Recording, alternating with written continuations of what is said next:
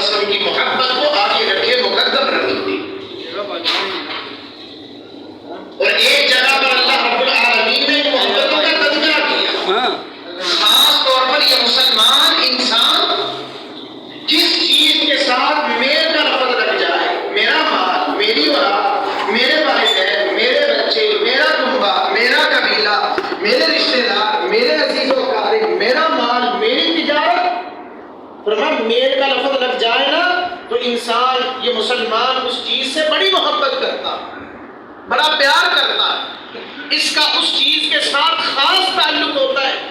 فرمایا مسلمان قل ان کان آباؤکم وابناؤکم واخوانکم وازواجکم وعشیرتکم واموال اقترفتموها وتجارة تخشون کسادها ومساکن ترضونها احب الیکم من اللہ ورسولہ وجہاد فی سبیلہ فتربصوا حتی یأتی اللہ بامری۔ فرمایا قل ان کان آباؤکم، اگر تیرے ماں باپ ہو، وابناؤکم تیری اولاد ہو، واخوانکم تیرے بھائی ہو، وازواجکم تیری بیوی ہو، وعشیرتکم تیرا کنبہ، قبیلہ، برادری، سوسائٹی، محلے دار ہو، واموال اقترفتموها تیرا مال، تجارت ہو، وتجارت تخشون کسادها اور ایسی تجارت جس میں کمی سے تو ڈرتا ہے، ومساکن ترضونها یہ تمہاری رہائش گاہیں، کوٹھیاں، بنگلے، قبیلے، یہ جن میں تم رہنا پسند کرتے ہو، ومساکن ترضونها احب الیکم من اللہ ورسولہ اگر زیادہ محبوب ہے اللہ اس کے رسول سے تو فتربصوا انتظار کرو حتی یأتی اللہ بامری کہ کب اللہ کا عذاب آئے تو تمہیں اپنی لپیٹ میں لے۔ انسان کہتا ہے نا بھئی اس کے باپ کو گالی دے، میرے باپ کو، کہ اس کے بیٹے کو پوچھ کے میرے بیٹے کو تو نے ایسا کیا، میرے بھائی کے ساتھ ایسا کیا، میری بیوی کے بارے میں تیرے یہ الفاظ ہیں، میرے مال کے اوپر تیری نظر ہے، میری تجارت تو چھیننا چاہتا ہے۔ انسان میرے کا لفظ لگاتا ہے، یہ میرا ہے۔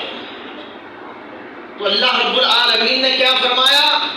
اے مسلمان اب تو انسان سے نکل کر ایک مسلمان بن چکا ہے، اور یاد رکھ اگر ایک طرف میری اور میرے رسول صلی اللہ علیہ وسلم کی محبت ہو اور اس کے مقابلے کے اندر یہ ساری کائنات بھی پڑی ہو اور اس کی محبت میرے اور میرے رسول صلی اللہ علیہ وسلم کی محبت کے اوپر غالب نہ آنے پائے، مقدم نہ ہو جائے، تو آج مجھے اور آپ کو یہ غور کرنا ہے، فکر کرنا ہے کہ آج اس نبی اور رسول کے نام پر ہمارے معاشرے کے اندر کیا کچھ رونما ہو رہا ہے، نام کس کا ہے، استعمال کس کو کر رہے ہیں، نام کس کا لیا جا رہا ہے اور کام کیا کر رہے ہیں، سوچے تو صحیح،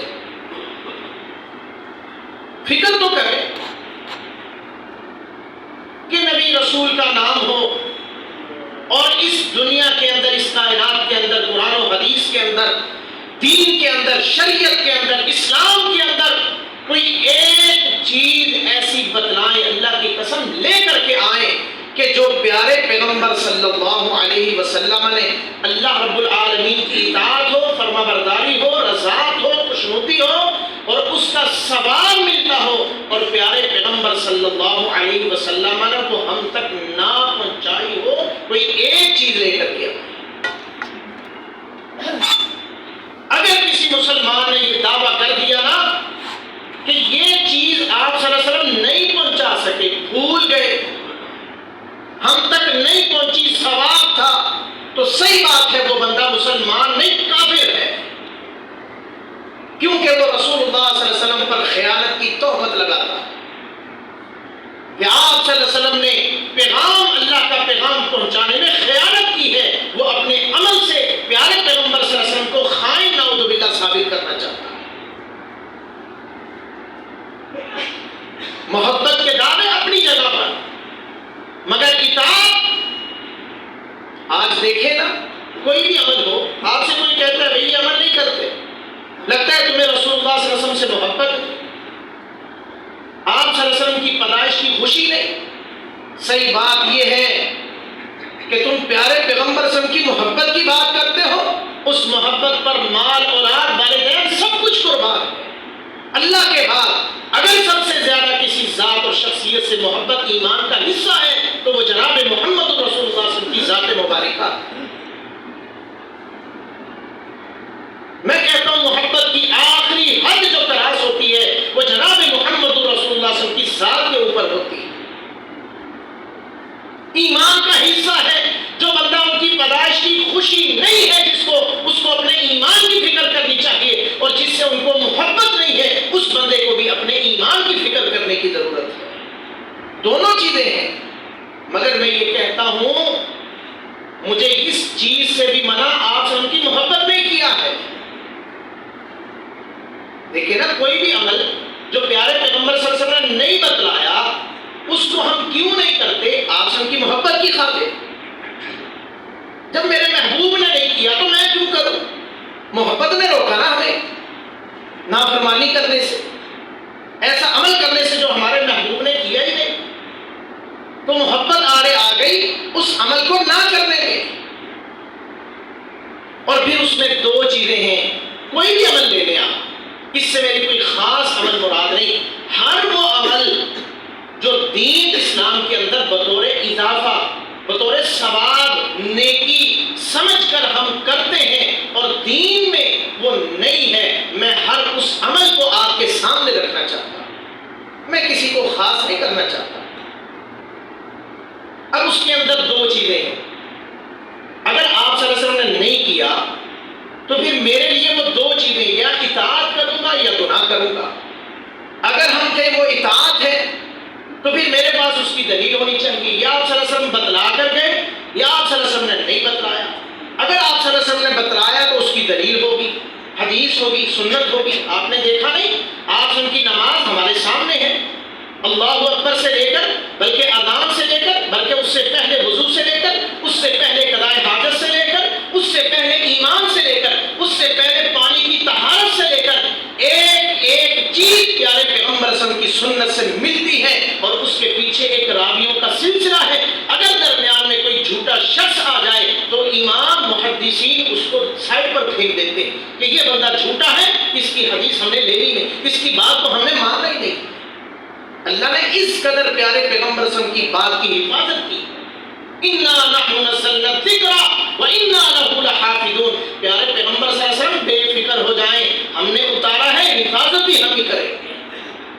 امام بخاری رحمۃ اللہ لمبا سفر کر کے پتہ چلا فلاں شخص کے پاس نبی صلی اللہ علیہ وسلم کی ایک بات ہے. لمبا سفر کیا کئی مہینوں بعد، بڑے دور دراز لمبے سفر ہوتے تھے گھوڑوں کے اوپر، پھر پیدل. جب اس شخص کے پاس گئے تو وہ اپنے گھر کے باہر سین میں اپنے گھوڑے کو، جھولی کو اس طرح لیے اپنے گھوڑے کو بلا رہا تھا. جھولی میں کچھ نہیں تھا مگر گھوڑے کو قریب کرنے کی، جس طرح ہمارے یہاں ہوتا ہے نا، بیٹا آپ مجھے چیز دو، چیز نہیں ہوتی ویسے بیٹے کو بلا رہا.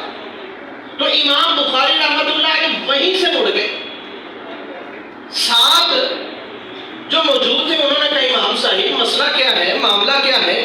آپ تو بڑی دور دراز سے لمبا سفر کر کے حدیث لینے آئے، اس شخص کے پاس نبی کریم صلی اللہ علیہ وسلم کی بات ہے، آپ اس سے وہ نوٹ نقل کرنے کے لیے آئے، اپنی کتاب میں درج کرنے کے لیے آئے، اور آپ ایسے ہی واپس جا رہے ہیں. فرمایا جو شخص اپنے جانور گھوڑے کو دھوکہ دے سکتا ہے وہ مجھ امام بخاری کو دھوکہ نہیں دے سکتا.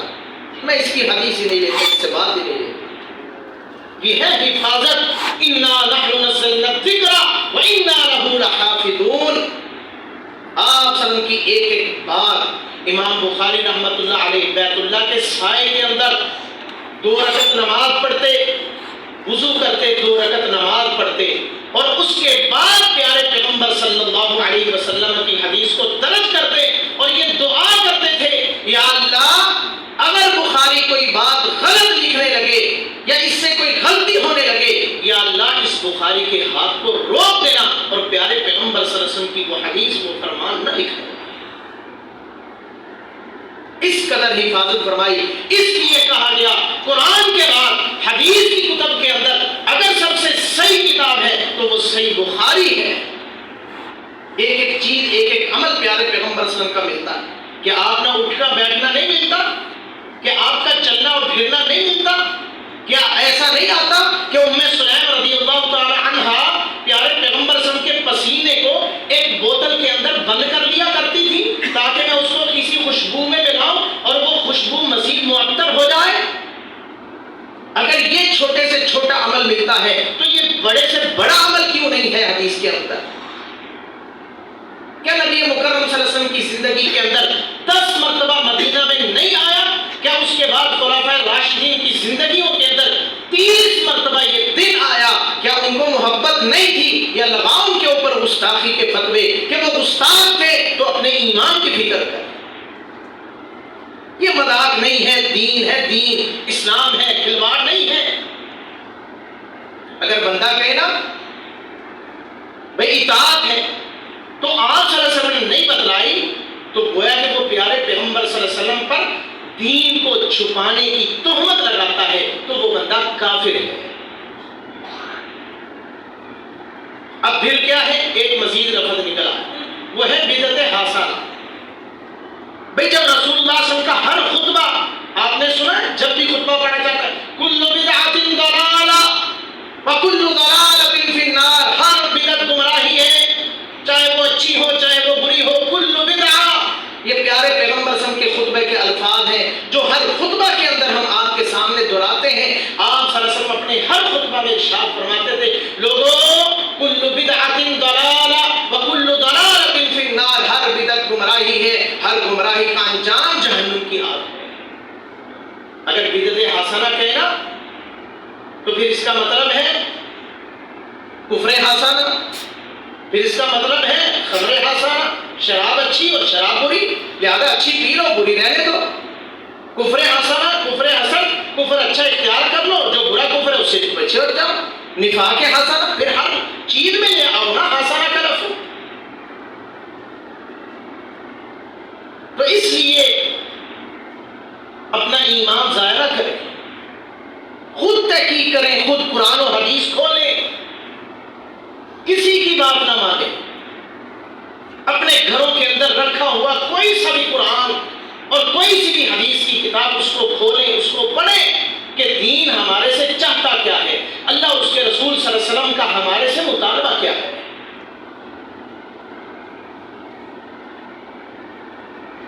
اور پیارے پیغمبر صلی اللہ علیہ وسلم کا فرمان ہے کل امتی یدخلون الجنہ، فرمایا میری ساری کی ساری امت جنت میں داخل ہوگی الا من ابا، سوائے اس کے جس نے انکار کر دیا۔ قالوا یا رسول اللہ صلی اللہ علیہ وسلم ومن یابا، اللہ کے رسول صلی اللہ علیہ وسلم ہمیں سمجھ ہی نہیں آ رہی، آپ کہتے ہیں ساری امت جنت میں داخل ہوگی سوائے اس کے جو بندہ جانے سے انکار کر دے۔ اللہ کے رسول صلی اللہ علیہ وسلم جنت سے انکاری، یہ کیسے ممکن ہو سکتا ہے؟ فرمایا یاد رکھو من اطاعنی دخل الجنہ، فرمایا جس نے میری اطاعت کی وہ جنت میں داخل ہوگا، اور جس نے میری نافرمانی کی، جس نے میری بغاوت کی، جس نے اپنی مرضیاں کی، فرمایا اس نے جنت میں جانے سے انکار کر دیا۔ اب یہ ہمارے اوپر ہے، راستے اللہ نے دونوں دیے، دونوں راستے اللہ رب العالمین نے ہمارے سامنے رکھے، ہم جس کو چاہیں اپنا لیں۔ صبح بھی ہماری ترجمے کی کلاس ہوتی ہے فجر کے بعد، اور آج ویسے بھی ہمارا سبق وہی تھا سورۃ الاحزاب کے اندر۔ فرمایا کل قیامت والے دن یہ مسلمان کہے گا قالوا ربنا سادتنا وكبراءنا فاضلونا السبيل ربنا آتهم ضعفين من العذاب ولعنهم لعنا كبيرا، یا اللہ سادات سید کی جمع ہے، یا اللہ یہ ہمارے سردار بڑے وڈیرے، یہ کبراءنا یہ ہمارے پیشوا امام، یہ جو دین کے دعوے دار دین کے ٹھیکیدار بنے پھرتے تھے نا، انہوں نے ہمیں سیدھے راستے سے گمراہ کر دیا۔ قرآن ہے، سورۃ الاحزاب ہے، آپ اس کو کھول کے پڑھیں، اس کا آخری رکوع ہے، آپ کی آنکھیں کھل جائیں، اور اس وقت یہ لوگ رہیں گے جو جہنم میں جائیں گے نا، سیدھا راستہ راستہ چھوڑ دیا ہوگا، مرضی کی زندگی گزاری ہوگی، یا اللہ ہم تو آ گئے مگر اب ہماری ایک التجا ہے. بھئی تمہاری التجا کیا ہے؟ ربنا آتہم ضعفین من العذاب والعنہم لعنا کبیرا. یا اللہ اب ہماری ایک التجا ہے، تو اس کو کم از کم قبول کر لے کہ یا اللہ ان کو اب ہمارے سے دگنا عذاب دینا. ایک تو یہ خود گمراہ تھے، دوسرا انہوں نے ہمیں بھی گمراہ کیا.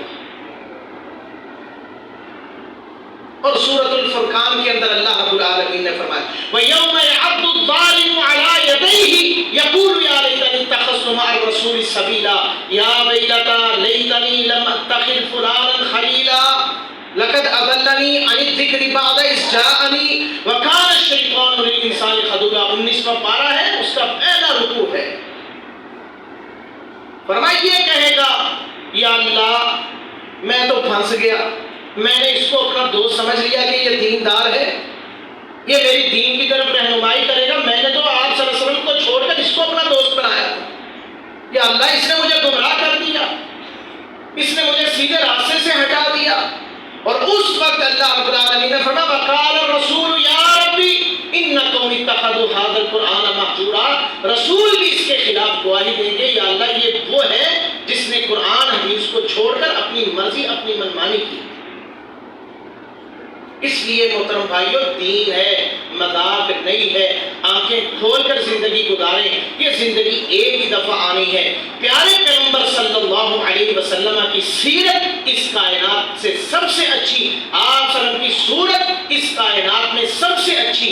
آپ صلی اللہ علیہ وسلم کی جس طرح ذات سب سے اچھی ہے اسی طرح بات بھی سب سے اچھی ہے. جو ذات مانتا ہے بات نہیں مانتا اس کا بھی ایمان مکمل نہیں. جو بات مانتا ہے آپ کی ذات نہیں مانتا اس کا بھی ایمان مکمل نہیں. آپ سب کے آنے کی انتہائی خوشی ہے. اس سے بڑھ کر اس کائنات میں اور کوئی خوشخبری ہو نہیں سکتی کہ پیارے پیغمبر صلی اللہ علیہ وسلم اس کائنات میں تشریف لائے. اور یہ ہمارے اوپر آپ صلی اللہ علیہ وسلم نے احسان کیا، اللہ کا احسان ہے کہ ہمیں ان کا امتی بنایا. اس سے بڑھ کر اور کوئی چیز ہو نہیں سکتی. مگر محبوب کی آداؤں کے اوپر اگر عمل نہ ہو تو پھر محبت کیسی؟ محبوب تو بنا لیا، محبوب کی اداؤں کو بھی تو نوٹ کر اور اس کے اوپر غور و فکر کر کہ محبوب کی ادائیں کیا تھیں. آج جو چیز ہم اپنا رہے ہیں آپ دیکھنا آپ کے سامنے ہوگا. رات کو میلے کھیلے سجیں گے، ڈول کی تھاپ پر ڈانس ہوں گے، عورتوں اور مردوں کی مخلوط مجلسیں ہوں گی، رقص و سرور کی محفلیں ہوں گی. نام کیا ہوگا؟ نبی مکرم صلی اللہ علیہ وسلم تشریف لائے. اور نعوذ باللہ اس سے بڑھ کر ہماری محفل میں بھی موجود ہے. اور اللہ کے بندے اپنے ایمان کی تو فکر کر، تو کہنا کیا چاہتا؟ اللہ رب العالمین ہم سب کی اصلاح فرمائے، صحیح معنوں میں قرآن اور حدیث کے مطابق عمل کرنے والا بنائے. وآخر دعوانا الحمدللہ رب العالمین.